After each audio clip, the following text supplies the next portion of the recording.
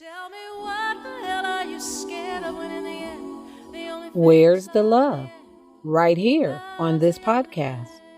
Welcome to Welcome Love to Drops, Love Drops, where your where host the things and I One took Love from you ambassadors, never Charles received, and never Diane, waste. will Together share now love, as hope, unity when and it tastes the sweet. inspirational So it's topics like taken all from of their these journey to and watch world now. Love is events. a challenge We and will love also include thrives. on location recordings and special pop up guests from cool places all around the world. So sit back, relax, and enjoy the show. Whether big or small, love never fails. Oh, love it conquers all. Love never fails. Welcome to another edition of Love Drops Podcast. We are very excited to be broadcasting from Lisbon, Portugal. And today our guest is very close in Switzerland. And we met this guest on LinkedIn through another connection. So I think that's how it's supposed to be. You link in to one person, and then they link you into another, and then they link you into another. And it just goes on and on from there. So, with that said, Charles. Yes, we're going to introduce you, or he will introduce himself. His name is Brian, and Brian will let you know about Brian. And with that said, I'd like to pass the mic on to Brian. Brian, if you will, introduce yourself to our listening audience. Hello, hello, everyone. Charles and Diane, thank you so much for having me here today. It's a real pleasure to be with you and also with your community that are joining today. So, I'm Brian Bachand. I feel like James Bond because I have three nationalities. I'm American, which is where I spent most of my life. I also have Canadian citizenship and an Irish passport and citizenship as well. And that's just because I've spent a lot of time around the world. And right now, home is Switzerland, where I'm based out of, and have my own company, Evolution Evolution. Just celebrated 5 years on 11/11, where I continue to help serve the world and help raise the consciousness and help individuals be aligned with their greatest good. So I'm so excited about our conversation. And back to you in Portugal. Well, all right then. So, our topic today is say what? Because looking at your profile and just looking at some of your history and your journey, it definitely will make you say what? And where Charles and I come in is when we took this journey here to Portugal, we decided we were going to backpack. No wheeled carry ons, no luggage. And we're over here in Europe for close to 90 days. So when we told family and friends, imagine their response. It was, Say what? yes, Yes. yes. And so, Brian, tell us a little bit about your journey, like how that fits with you in your journey. Say what? Yeah, so say what? So, yeah, if you look at my profile, it does say that. And the reason is because I was a former priest. I was a priest for 8 years. After graduating undergraduates, I went on to graduate school in Boston, but it was in the context of the seminary where I studied to be a Catholic priest. And I have to say, I had a beautiful experience through the seminary. It was very positive, and it's not like you just arrive and you're like, hey, I want to do this. It's you go through many interviews over several months, psychological testing, a lot of things. And when you are admitted to the seminary, it's a sense of, okay, now it's time to discern this at another level. And so I went through the seminary, and every year kind of was reinforced. And I made the commitment, was ordained.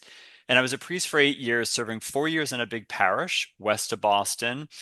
I felt like I could have been a priest in Las Vegas because I did weddings like it was nonstop. I think it was because I was young and the parish was young. So I was like the wedding priest. Like I was just always doing weddings like nonstop. And it was fun and it was a great way to get to know a community and build a community.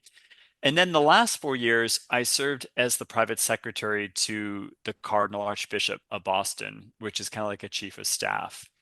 And this particular Cardinal Archbishop was brought in to bring healing to the Archdiocese because, as we may recall, and many might remember from the movie Spotlight, Boston was the epicenter for the sex abuse scandal that erupted and went throughout the United States. And the cardinal that resigned, this cardinal that came in was to bring healing. And he really did. And he cleaned house. And one of the things he did is he also brought on some new people to work with him. And he picked me to be someone that would work with him to help rebuild. And it was a tremendous honor. I was very young, obviously. I was only like 31 or something when I got selected. I was the youngest in the US for that role. And it was a tremendous honor and privilege to work with him. He was under tremendous stress of things he had to do as he brought healing and hope and a renewal to the church. And it was also a great joy because I got to experience the church in a very different way at that level. I was at the Vatican. We'd be there every month, sometimes every other month, travel the world. And I enjoyed it, but I also came through that time. I'm a firm believer that no matter what happens in our life or the circumstance, it's always helping us to learn something to more deeply love ourselves and in return to be able to love the world. And sometimes that's not always easy. And it's not always something that, it's not all, chocolate and roses. Sometimes it'd be painful. And for me, one of the things that was at that moment was I was thriving in my work with the cardinal. I was obviously being groomed for more leadership in the church. I was making all these connections around the world, and it was incredible. But I also came to terms that that's not the life that my heart and my soul desired. I wanted to be free to be able to stand in my truth. I wanted to be free to love another person. I didn't want to hide in the shadows of that I was coming to terms that I was a gay man and didn't want to live in two different worlds. But I also knew I wanted to continue to serve and to bring that light and that love to the world in a new way. So I freely resigned on good terms, rather, with the church, with the cardinal, and did a lot of inner work too before I made that decision, and went on to become an executive in New York City and in the world of philanthropy, and then continued on from there. We can get into that, but for this moment, I think the most important thing being true to who I was. And one of the things I learned is I wanted to make sure that I could not disclose until I was ready to, because when people say what, it can create a lot of doubt. Oh, yeah. Oh, yeah. Oh, my goodness. That was so rich. And I felt it so deep in my soul. It resonated first and foremost with the healing, with the cardinal that was brought in for the healing. And one thing that we know is healing flows both ways. So even as the healing is going out, the healing is also coming in. The healing is also benefiting us as well. So there's a saying that says your gifts will make room for you.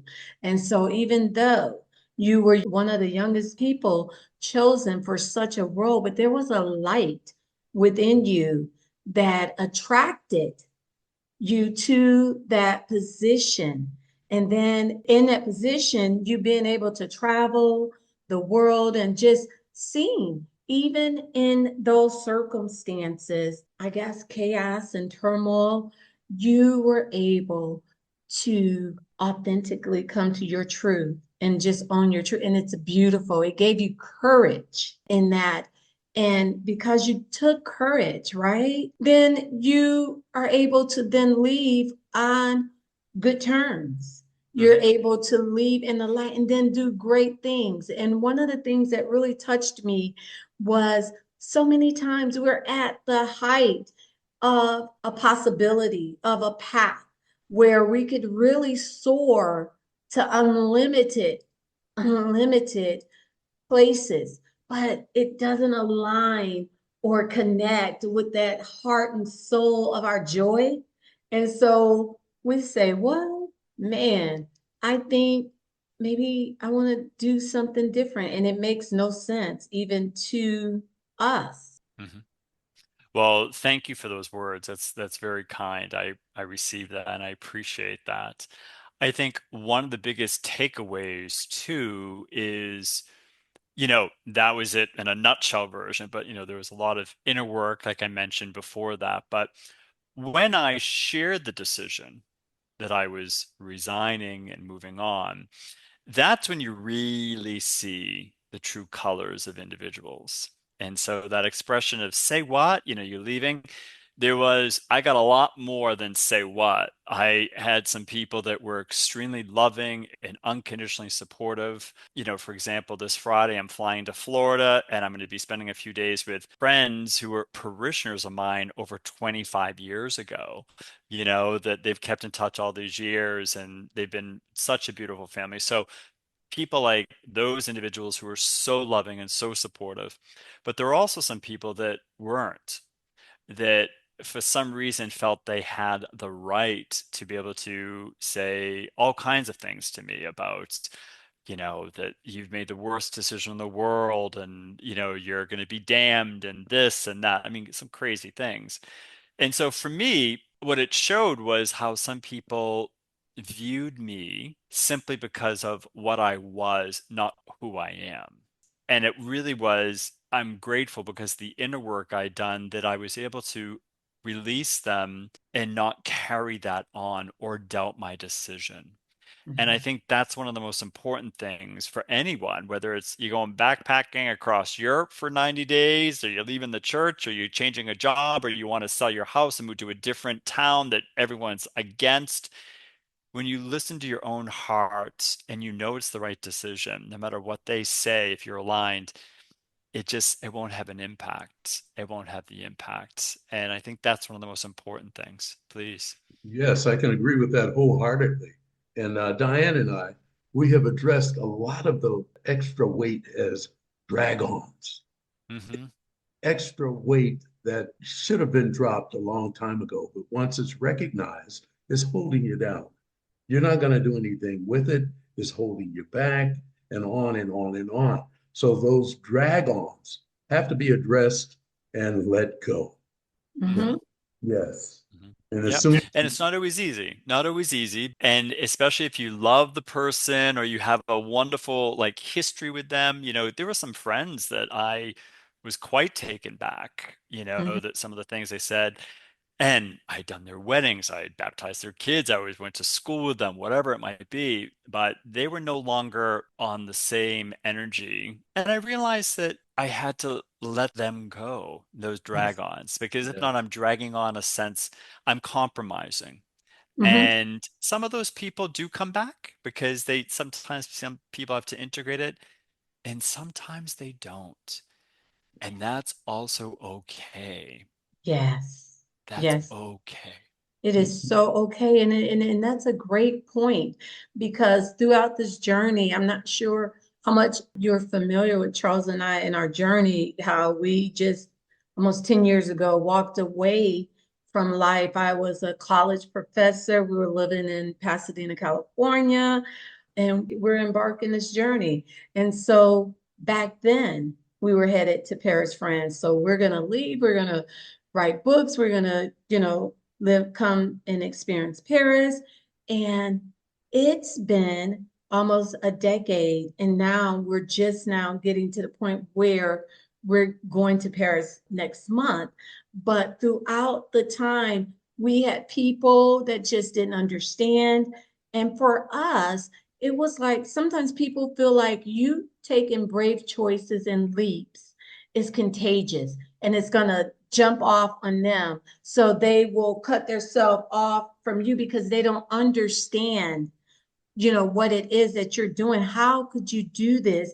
If I hang around with you too much, I might do something Mm, foolhardily as well, not understanding that it's a nudge, it's a call from your soul. It's something that comes within you like your joy spot. We don't have the same, so you shouldn't worry about that. But it intimidates. It's a very intimidating thing to take scary leaps, take leaps that others don't Mm. understand. And so, and they will isolate you. They will isolate you from, in that point. So I love what you said about it comes from your soul. That is so true. And, the soul speaks with a language of its own, and it directs with a feeling of a desire that is you can't articulate always in words, but it's always leading you because it's love and it wants the highest form of love for you. And I'm a firm believer, and I've done this on my own show, Soulfully Speaking, I had an episode. Adventure feeds the soul. Yes. Adventure feeds the soul because we are designed to continue to keep growing. And I agree with you. Now, not everyone's going to get the backpacks out and go to Portugal and then go to Paris and do these wonderful podcasts and try and figure out, things in a different language. But there may be someone that their adventure is, you know what? Like, I've walked by an Indian restaurant every single day going to work, and I've never had Indian food, and I'm just going to go in and try it. I have a friend that's willing to try it and see, and it exposes them to new people and something new that they like. Adventure is going to be different for everyone. And but so long as we're continuing to be open, when I hear people so often are like, oh, I feel like I'm in a rut or da da da, the first thing I'll say is, what can you change starting in this hour right now in your routine that would be different? It might mean instead of starting dinner at 7 p.m., well, why don't you start at 7:30? Because for a half hour, you're going to go for a walk outside. Like, there are so many small shifts that feed our spirit that then in turn help us feel more alive. And I think that's just a Hmm. beautiful point you made. Hmm. And with that, for us, gratitude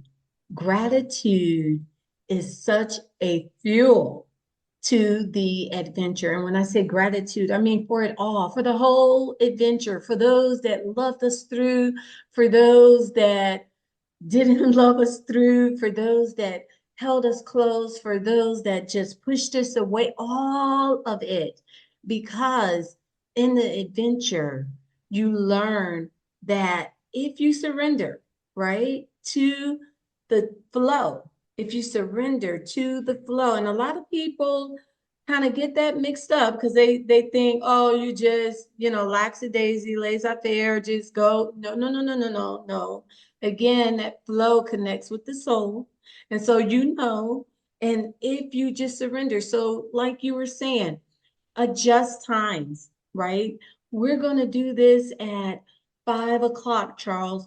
And then, just maybe, there's a nudge or whatever and say, you know what? Why don't you move that to 6 and go do this? Or why don't you eat first and then go see the movie or whatever? And it is so amazing what happens when you say yes and you just make that little switch and it changes the whole dynamics of the Mhm. adventure.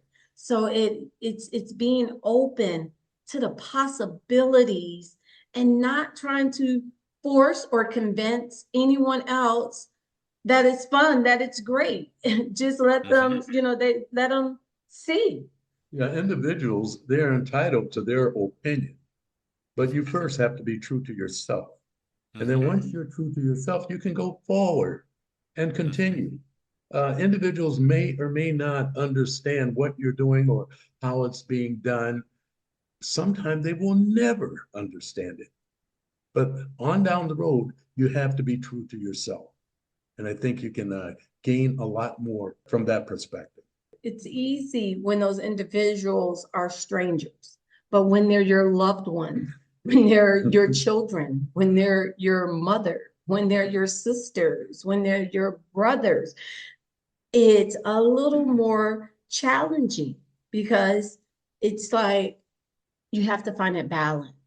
Because when Mhm. it's a soul call, you're not gonna drop it. It doesn't matter who it is that say what you're gonna move forward. But it's like finding that balance to do it in love. It's like, I love you.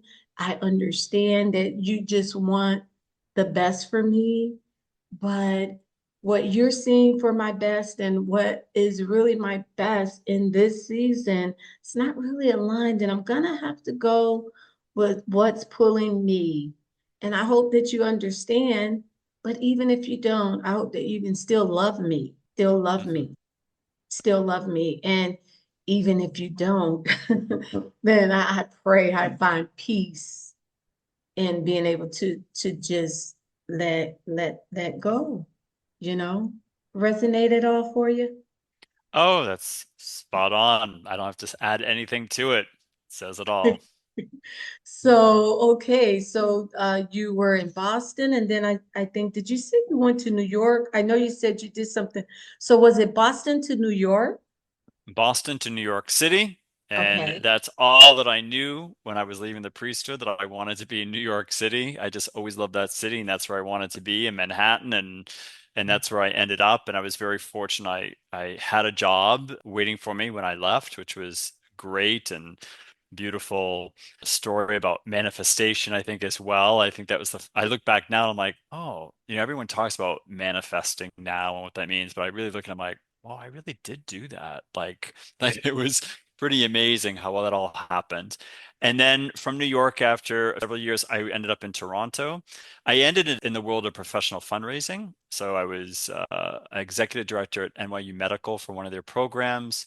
And then I went to Toronto. They were doing a $2 billion campaign at the University of Toronto. And I was brought on the medical side and started managing one of their portfolios. And then I became executive director for that to raise 500 million. And then I became a partner in executive search. I got recruited for that for a few years. And then I launched my own company, Evolution, on 11/11, 2019. Little did I know a pandemic was just coming around the corner. And I have to say it was a gift because it really aligned my expertise and, from leadership, working with organizations, working with individuals one on one. And it was easy to start building a business as the world went online. That was never my intention in any way, shape, or form, but it was much easier to do that. And that's where I'm at now. Wow. So I want to circle back to the manifestation tip because so Sure. many people, when you talk about manifesting or manifestation, ooh, say what, and oh, Yeah. that's just this, and that. But as a manifester, talking to a manifester, right? I want to kind of just bring that back because we are here as a result of manifestation. We are here right now. We're here in Portugal. You're there in Switzerland, and you have your business as a result of that. So when you said you left Boston, got that job in New York as a result of manifestation, just Mhm. the cliff note of it, bring that to our listeners, just the beauty of that, because I really believe somebody needs to hear that. Mm. Well, I'm happy to. We could have a whole show on that. And I think, that's one of the issues. I'll get into that in a second. But one of the things I find, like on Instagram or TikTok, everyone's talking about manifesting, and you got to do this, and you got to do this, and it gets Gabby Bernstein, who I love very much, a New York Times bestselling author. She talks about manic manifestors. It's the panic people who are trying to do everything, all the programs and stuff. And the bottom line is, the truth of manifestation is the energy that you go into it with. That's the thing. And believing that it's going to happen and it is happening. So it Mhm. ties back to something you beautifully said earlier too, Diane, is about gratitude. When you're in an energy of gratefulness, of like, thank you. Like, thank you for this new job that I have. And I just, I bless the team members I'm working with. Even though you haven't had the interview yet, you're already believing it and you're in that energy. And, for me, first of all, a couple things about manifesting that are important is one, having clarity on what it is that you're seeking. And sometimes that clarity evolves as you go through it, but having clarity, I wanted to have a job in New York City after I left the priesthood. I wanted a certain financial level of what that was going to be at a certain level. That's what I had. And one of the things I did that helped is I'm a firm believer, it's like preparing for your amazing adventure to Portugal. I'm sure you can relate to this. Although you did backpacks, there's something about as you're preparing for a trip, even for those who are listening, when you buy some things, right? Like you go out and you get those new sneakers, or you get that new outfit that's going to be, for something, or it can be small things that you might need for that trip. There's a sense of energy that comes with that. Even though you haven't stepped on the plane yet, you might not have your hotels booked, but you're going. Like you're going and you're getting it. Well, one of the moments I realized I really started to manifest was I was working for the Cardinal. We'd been in Rome. We had to stop in Madrid, Spain on the way back for some meetings. And I was only a couple people knew that I was planning to leave in the next several months.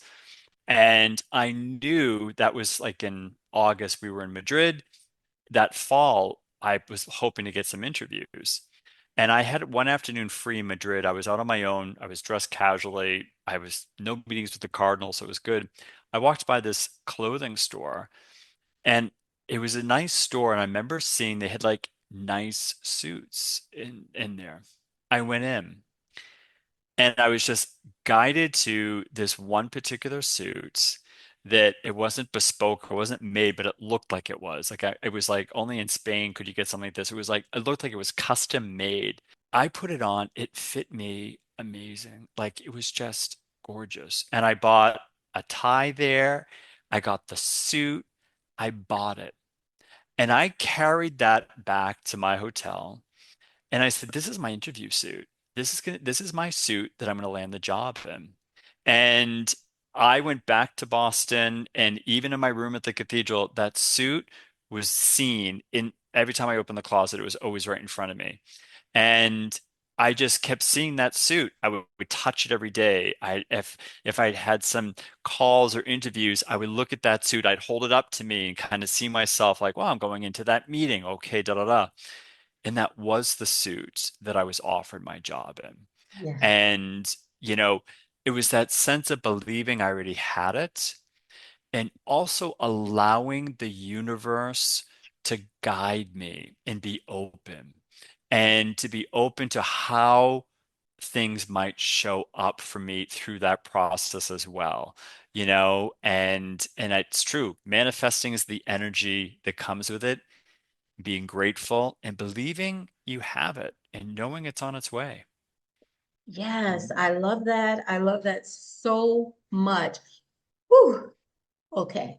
So, yes, we did backpack, but I wanted to make it very, very clear that even though we were backpacking, we weren't roughing it. So we got some of the number one backpacks that was going to be secure because we weren't going to be backpacking and our zippers break up on us or it doesn't fit us comfortably or we didn't have all the compartments that we needed. We got shoes, comfortable shoes, because we are going to be walking on cobblestone. So even though we did it simply less, but we still did simply the best. And we did that to set the frequency to the trip because you had a number, you had a goal in mind for what it was that you want to do. So you got this suit. So this suit was an example. This suit was putting out that frequency of, yes, I am going to be doing big things. I am going to be going into big rooms. I'm going to step into spaces in this suit and look like $1 billion. Okay. So you were already prepared and you kept seeing it. I think years ago, I did vision books, is where I started out with just doing vision books. Well, actually, vision boards. Did the vision board. And Mhm. then I kind of went from the vision board to the vision books because I wanted to carry it. I wanted to have it where I could carry, where I Mm. could flip and look at the little thing, just see it, right? And then I went from having a vision book with a picture of me being an author to actually being an author. So, and my book is called Clearly Ready. So, Mm, and it's, you know, it's clearly ready. See yourself in your next season. mm. And that is exactly how this Love it. journey unfolds. And that's how we see ourselves where it is that we want to be. And for Charles and I, it's just not for us, it's our grandkids. We have a legacy, we have children. So they're seeing us see ourselves, and what that's doing for them is they are now doing it also.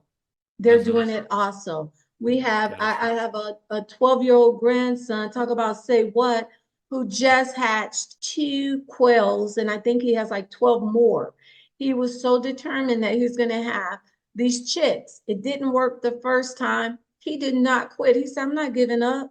He said, I'm going to do quails. And so he did the investigation and all these things. And now he got these two little quails. And it just makes my soul feel so great because he is able to capitalize on visualization, on visualization. And I think that really makes people say, what? Because it's just like visualization, you know, because they don't understand the concept. So I think the conversation here is just kind of speaking to the outcome of manifestations, the outcome of visualization.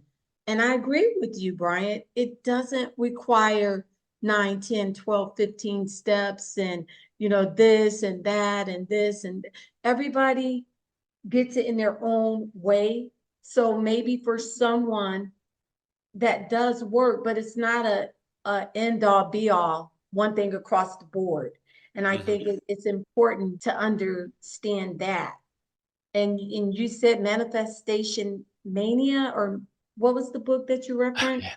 Yeah, so Gabby Bernstein, who's a New York Times bestselling author, she's incredible. She wrote a book called Super Attractor, and I believe that's where she mentions that term manic manifestors, people that are blocking their manifestations because they're manic manifesting, they're doing these affirmation every day, then they have the vision board, then they're signing up for this course and they're doing this. And so the thing is about manifesting, one of the reasons I think we block it, and I certainly have done that too, is because there's not an energy of openness to it and being very open to it. When you're truly in the spirit of manifesting, things will start to flow in. Like you will start to get other signs along the way. Someone says something, it's exactly what you were, focused on doing. Things click.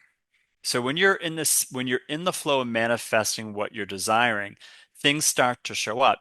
And that's the one thing I always tell people, when you're manifesting, things will start to show up. Now, it doesn't mean there might be pauses. It doesn't mean that there might be times that you're not getting things, but when you're in that space, it doesn't mean you don't have to do the work. That's the thing. Like, it doesn't mean you don't have to do the work or take the action, but there's an energy current that you're moving and you're seeing things, and that's how I always know, okay, this manifestation is, it's moving here, it's moving. And some manifestations take a long time to happen, but you'll still feel that current, like you'll still Yeah. feel that current. Yes, Yes. I totally agree with you. I know in a lot of it, we spoke collectively, we spoke briefly about taking 3 steps, or this program is 12 steps, and on and on and on. I've tried, and I think I'm working on it quite well in simplifying that process by looking at it from the vantage point of what is it and what do I want it to be? And Hmm. as I'm focusing on what I want it to be, I'm cutting loose a lot of drag-ons, a lot of wasted energy. I say, no, it's not adding towards the total manifestation of where I am going. We can speed up the process by minimizing that. Hmm. Hmm. So it's helping me simplify. Yeah, and what you just said is so spot on. And I just want to add one point. When we are seeking to manifest something, whether it's we're going to go to Portugal, or I want that new job, or the house, or it might just be something you want to manifest a new feeling in your life. Like, you maybe that's just, I don't, I want to wake up every day and focus on the positive aspects every day. Like I want to manifest a new way of my morning routine, whatever it is. When you make the declaration to God, the universe, whatever, name you use, you are immediately signaling, this is what I want. And the universe is going to get to business like, oh, okay, this is what Charles is asking for. Okay, and this is what Diane wants. Great. But guess what? We got to move some things in your life around for you to be able to get it. Because that's where people start thinking, oh, like what's going on? All these things are happening. I lost my job. I wanted the new job. And now all of a sudden out of the blue, like I was let go and da da da. Well, that might have been the best decision Mm. because you were taking no, like you wanted it, and now it's going to go faster because now you have this chunk of money that's coming at you, so you can take your time at it. So, with all that being said, is the universe will move things. You have to be prepared that some pieces on the chessboard are going to move, maybe different than you anticipated, and you have to be in a spirit of being receptive and allowing that to happen. Because oftentimes when people start seeing the pieces move or something, that's when they start, block the manifestation right away. No, that is it. But it's going to take some maneuvering. I love that. And to just piggyback on that, I have learned to embrace being uncomfortable. Kind of just what you're saying. When you're uncomfortable, what do you want to do? You want to get comfortable. When you're uncomfortable, you're like, hey, so hold up, wait a minute, just stop.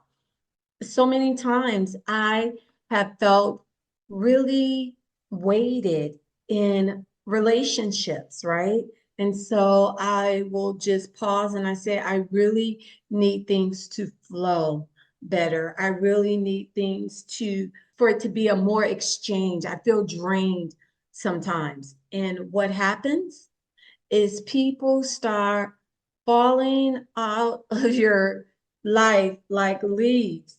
And it's like, wait, hold up, what's going on? And you're trying to understand it. When I don't understand, I pause.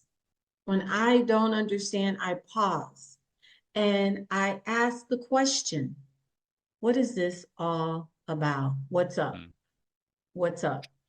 And if I can allow myself to stay in that space for as long as I need to stay in that space, I always get the answers, always very clear, get the answers. But again, I preface it if I can allow to stay in that space, because sometimes I'll jump out Mm. because it's like, well, but I'm learning more and more to just be still and in that question. And the answer always will come. Sometimes it'll come as far as you just need to have a pause right now. Sometimes it'll come as don't take it personal because you look at a person's behavior towards you and you take it personal towards you, but sometimes it's something that they're going through. And it's easier to just take it, on as something personal for us. Like, what did I do, or why are they doing this to me? And it's not that. It can be something else. So in that pause, it allows me the opportunity to just kind of reset and release. It all comes from just embracing those uncomfortable seasons. Because like you said, your soul will pull you along. So even when things are uncomfortable, it doesn't mean that I have to give up my peace. I can have peace in something that's uncomfortable. Case in point, you still sleep, you still carry on, and you still, just maintain a forward motion. It may be tough. You may have, taking that step ahead may be harder, but you're taking it.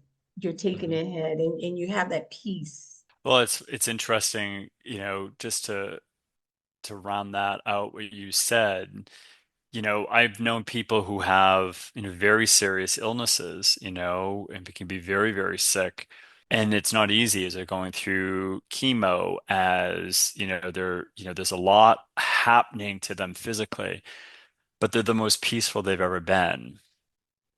Yeah. And because they are feeling a sense of connection to themselves, to the divine, to aspects that have been blocked over the years because of their work, or what they were doing, what they needed to do. And now, even though they're going through something that's from it's an exterior looking, wow, it's so painful, you're so sick, and you're at the doctor all the time, but they're so peaceful because they know the truth of where things are at, and it can help them navigate through that. So, yeah, doesn't mean peacefulness doesn't mean everything is, oh, it's so amazing, everything is so great. Peacefulness means being rooted and knowing that you are being guided and trusting that every step of the way, no matter what's happening around you. Yes. Yes. Yes, that says so much. And for me personally, taking a holistic approach to health has helped me immensely with my practice, with what I'm doing, and when I'm talking with others about it. And as you mentioned, talking with folks that are going through an illness or some kind of negative inflections on their body or their Hmm. mind or their spirit, I just feel gratified in helping and sharing what I have been blessed with to share. It's not mine to keep, it's mine to Hmm. share. And then Mhm. when I see the good results behind it, I feel gratified all over. And we continue as a team, we continue to go forward and do what we're guided to do. Absolutely. Others may or may not understand it, and a lot of times we don't either, but, but we're going where he's sending us. Yeah, that is true. Beautiful. And I mean, the fact that Charles is just turned 81 years old Yeah. and first time in Europe, healthy, just healthy on the other side of major one-time illness, just speaks. Our life speaks, our hearts speak. And just back to just allowing our life and our life message to speak. The fact that you have created the life that you want for yourself has brought you to now Switzerland, has brought you to now celebrating 5 years in business, has brought you to a place of love and authenticity, being able to just have a love and not feel any way other than love about it. What is it that you would share with our listeners that may be having a say what moment, just having a moment where something so big is calling them, but it doesn't make any sense because they're already successful and they're already thriving. And what if? So very simple. And I'm all about keep it simple. Keep it simple. If you're feeling something, something's drawing you, just take one action to learn more about it. It's that simple. You don't have to, there are so often times, people are like, "Ah, I've been so successful and but I have a great corporate job and I still have one kid in college. And so I need the direct income, but da da da. But, I really have always wanted to go out and start my own little consulting company, or I want to do this. Okay, great.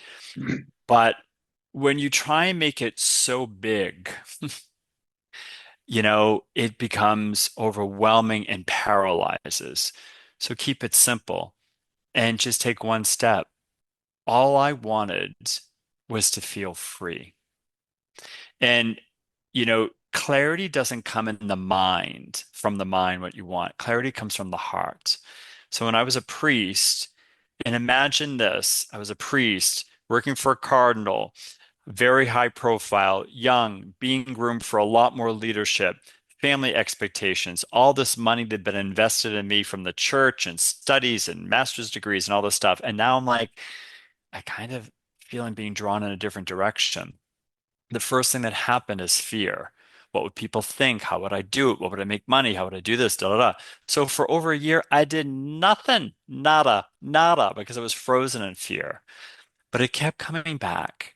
And what your soul wants you to be attentive to, whether that's in a relationship or a job or in a home, is going to keep coming to you.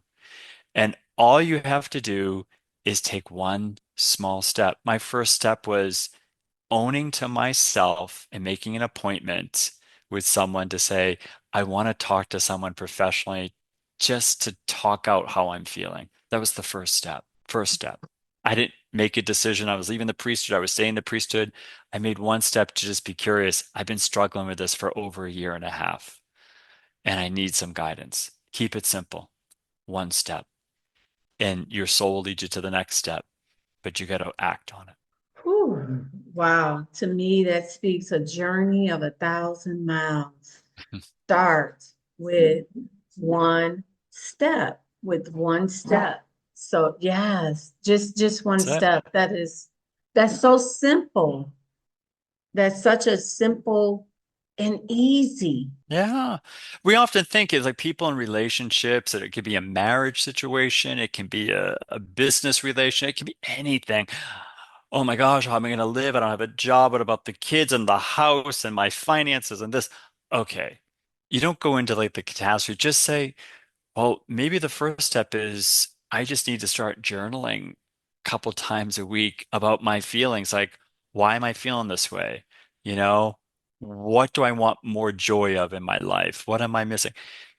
But do something because that will help it. Keep it simple. And that is where intuitively, the more you do that, you will continue to be guided from one to the next, to the next, to the next, to the next. But as long as you stay in your head, it's like Netflix. As long as you keep streaming the same stories, you can watch this, the Crown, all 6 seasons over and over again and over line. It says we do the same thing with our own stories. We know what's coming, and this is that scene, and this is that scene. It blocks us. So instead, shut it off Mhm. and say, what's one thing I can do today? Who do I need to talk to? What's this? That's what moves the energy. That's what moves you forward, and you will be guided in that light. Wow, I love it. I love it. I do not want to end this conversation without speaking on evolution, evolution. Mm-hmm. Yeah, so tell us a little bit about that, about your business. Yeah. Yeah, so real quick, Evolution is 5 years old. I'm like, I feel like a parent, it just turned five. And it's named twice for a reason because I believe with all my heart and my soul that as you evolve, and we are all called to evolve, secondly, we also help the evolution of the consciousness of the world. And whether that's in our businesses, whatever it is. So as you evolve, you also evolve the greater good. So evolution has been primarily started. I do one-on-one work with mostly those who are in professional lives of in business and different things. But I've worked with clients that are not, and I have one signature program I work with them. I also work with organizations on their fundraising as well, which has been, kind of uniting my expertise, but really doing it from a heart-centered, conscious approach of bringing expertise, but also really elevating that, as they're seeking to raise capital for different missions. And public speaking is another focus area for mine as well, facilitation and public speaking. So it brings it all. And I think it unites that deep sense of the spiritual intuitive side of who I am and how I bring that into a greater alignment for individuals and organizations that really believe they have a mission in this world in a very profound way now. And, really wanting to make an impact, A, for themselves, but also for the greater good. Mm. I like the now of it. I like the now of it because that's all we have is Mhm. now, Mhm. is right now. The fact that right now you're celebrating or you just recently celebrated 5 years is just, that's great. I'm saying as far as the momentum, as far as the direction, as far as the evolution. your business. Hmm. So Charles has a favorite question he likes to ask. Yes, and yes. My favorite question is, out of all the things that you shared with our listening audience, what is the best way for our listening audience to get in touch with you? Well, there's a few ways. I would say you can reach out through the website. Definitely my direct email that will come through is Brian at Evolution Evolution. That will be filtered in through the company. You can also follow me on Instagram, which is Brian.Bachand, TikTok, LinkedIn, Brian Bachand. So you can reach out on all those areas.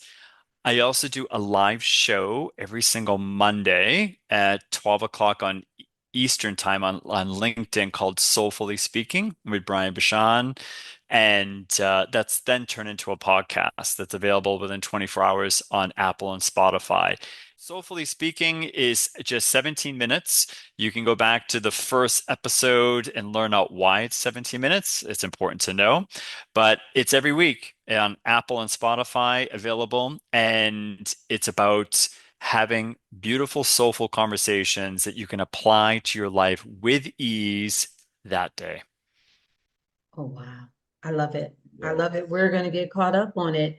And it's almost time for a I Soulfully know. East I know. podcast coming It's so up. funny. It's 12 o'clock Eastern, but it's 6 o'clock here. And yeah, I know. So yeah, it's Right. good. Yeah, we're almost at that time. I want to thank you, You're very Brian, welcome. for joining us and being our guest. I also am going to just put out there, I do this often. We're creating a space where we will get to connect with you, be it we come over to Switzerland, you ride over to Paris, however that may look, we're creating it right now here on the Love Drop podcast on this episode, talk about manifestation. And I really want to just heartfully thank you for sharing your journey. We definitely want to have you back because there's so much more. It's just like I had to stop myself. There's so I many know. paths I wanted to go down, and I'm looking at the time and I'm like, oh Yes, boy. we were keeping things on track because there was a lot of things we could have went into. I know, of course. We Of have such a course. Of wealth of course. knowledge that we enjoy. We Well, really, Yeah, thank you. It was yeah, a real pleasure and happy to come back if there's more, if there's one topic you want to kind of, focus in yes. on and, in 2025, happy to do so. Thank you for being such a beautiful light yourself. I really love, hearing your story. You can tell there's a great love between the two of you. You can certainly tell there's a great love in the adventure that you're going. And you can also tell there's just a great love of how you engage in the world. And I think that's just really, really beautiful. Really beautiful. Appreciate that so much. Thank you so much. You're And welcome. thank you for your time. We're not done. I'm gonna hit pause. And so as we always do, we thank you again, Brian Brashad, for Thank being you. on Love Drops podcast. And for our listeners, thank you for tuning in, hanging with us. Check out Brian on his website. Definitely go and support. And as we always say, one love. No, never a second will I waste, never an opportunity to taste the sweetness of this life. Thank you for tuning in to the Love Drops podcast. Follow the challenge. Be sure to follow this podcast and share the love with everyone you know. Until next time, this is Charles and Diane signing off. One love. Love it conquers all, whether big or small. Love never fails. Oh, love it conquers all. Love never